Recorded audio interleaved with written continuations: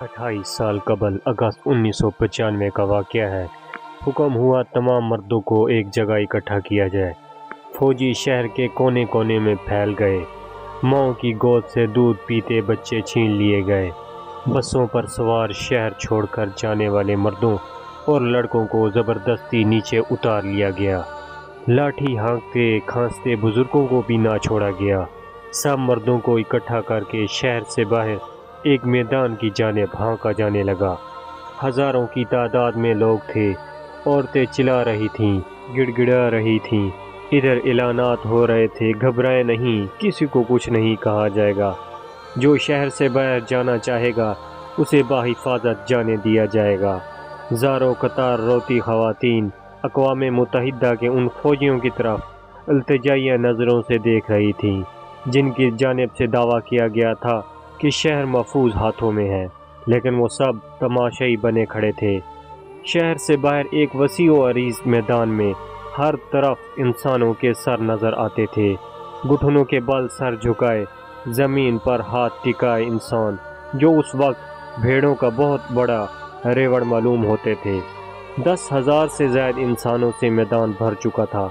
एक तरफ से आवाज़ आई फायर, सैकड़ों बंदूकों से आवाज़ें बैक वक्त गूंजने लगीं। उसके मुकाबले में इंसानी चीखों की आवाज़ इतनी बुलंद थी कि हज़ारों की तादाद में बरसने वाली गोलियों की तड़तड़ाहट भी दब कर रह गई। एक क़यामत थी जो बर्पा थी। माँओं की गोदें उजड़ रही थीं।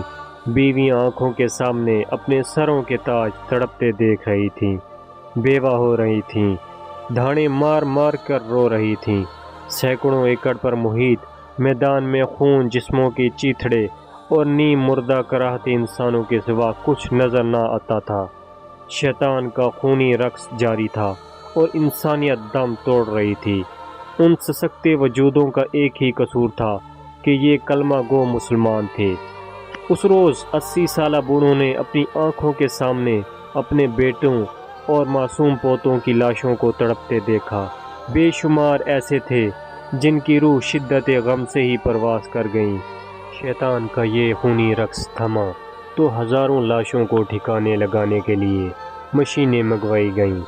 बड़े बड़े गड्ढे खोदकर 500-500, हज़ार लाशों को एक ही गड्ढे में फेंककर मट्टी से भर दिया गया।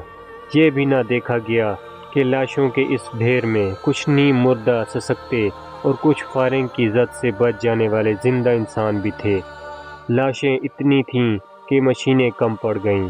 बेशुमार लाशों को यूं ही खुला छोड़ दिया गया और फिर रुख किया गया गम से नढाल उन मुसलमान औरतों की जानिब जो मैदान के चार जानिब एक दूसरे के कदमों से लिपटी रो रही थीं। इंसानियत का वो नंगा रक्स शुरू हुआ कि दरिंदे भी देख लेते तो शर्म से पानी पानी हो जाते।